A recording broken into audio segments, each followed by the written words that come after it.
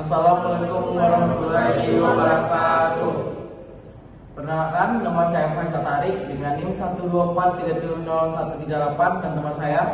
Perkenalkan, nama saya Nasya Radul Aishi dengan NIM 124370034. Perkenalkan, nama saya Keisha Zahra Aulia dengan NIM 124370029. Perkenalkan, nama saya Iwan Fariski dengan NIM 124370067. Perkenalkan, nama saya Abid Septiaji dengan NIM 124370070. Di sini kami dari kelompok 2 yang mendapatkan soal metode seksi 1. Dan di sini kami akan memaparkan hasil dan juga kami akan merunning hasil dari sinode kami. Baiklah, saya akan menjelaskan bagaimana cara pembuatan metode biseksi 1. Dan sebelumnya dikarenakan kami sudah mendapatkan bagaimana cara menentukan metode biseksi 1 kami, yaitu seperti ini. Dan sebenarnya ini bisa kita ketik manual dan kita bisa salin juga.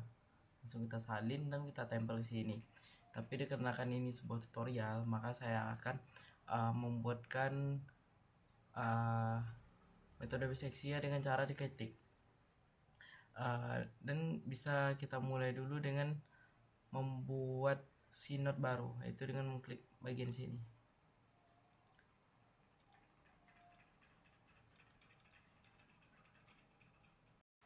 Setelah kita klik bagian sini, maka akan muncul bagian sinode yang kosong seperti ini. Dan kenapa saya membuat di bagian sinode bukan di bagian si konsol, dikarenakan aplikasi ini sering bug dan diharuskan untuk keluar masuk lagi karena dan saya merasa itu tidak efisien, maka saya akan membuat di sinode terlebih dahulu, dan setelah selesai maka saya akan masukkan ke bagian silab. Dan untuk penjelasannya saya akan menjelaskannya pada bagian akhir.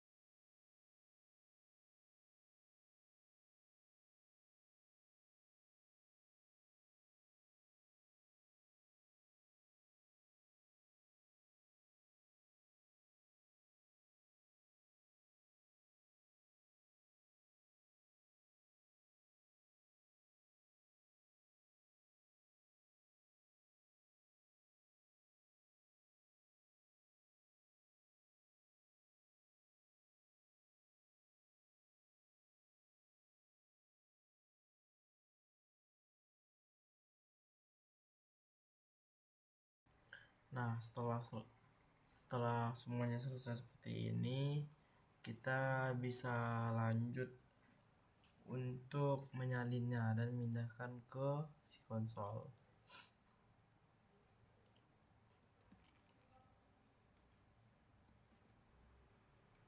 Nah, sudah didapat. Nah, setelah didapatkan si konsol seperti ini dan variabelnya yang seperti ini. Nah, dan kita bisa ngecek apakah ada yang salah dari si konsol kita atau tidak dalam rumus-rumusnya. Apakah ada yang error atau tidak.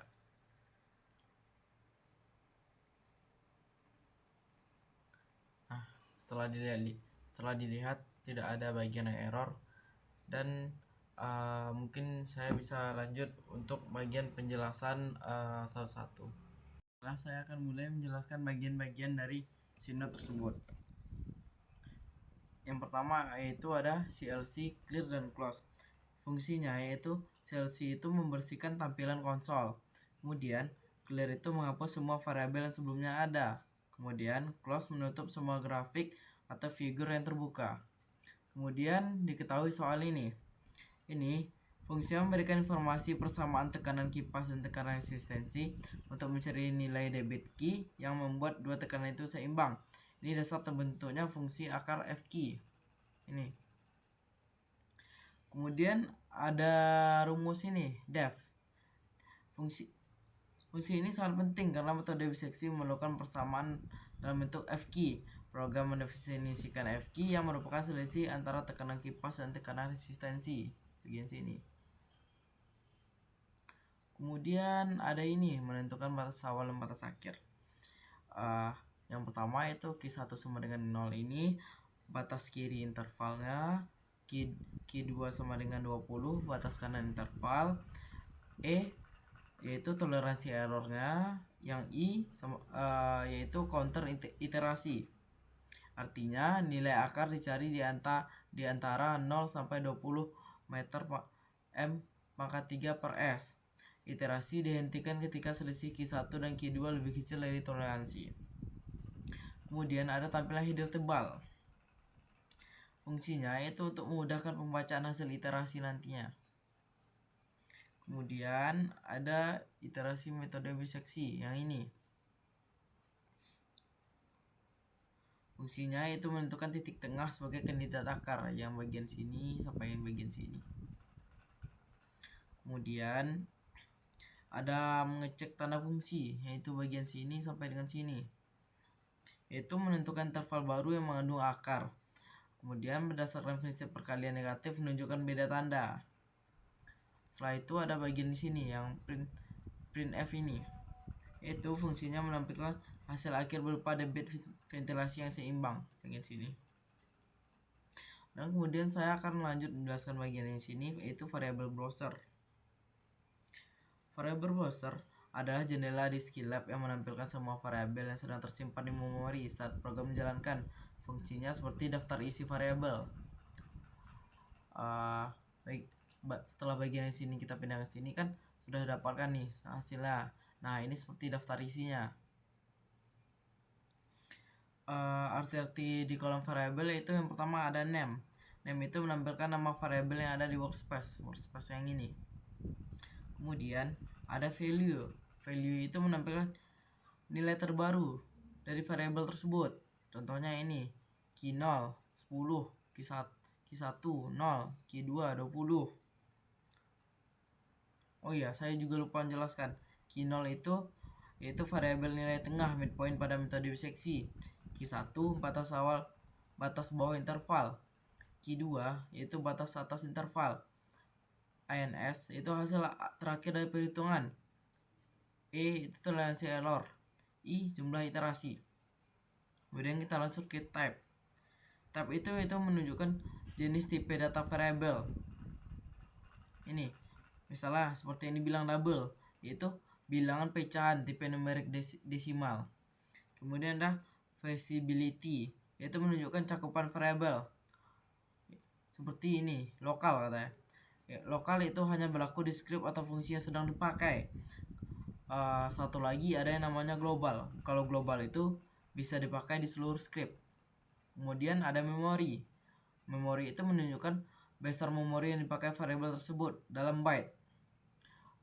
Mungkin cukup sekian penjelasan saya mengenai tutorial Scilab menggunakan metode biseksi 1. Jika ada salah kata dan perbuatan, saya mohon maaf. Saya tutup. Wassalamualaikum warahmatullahi wabarakatuh. Sekian video pemaparan hasil dari penjelasan kami.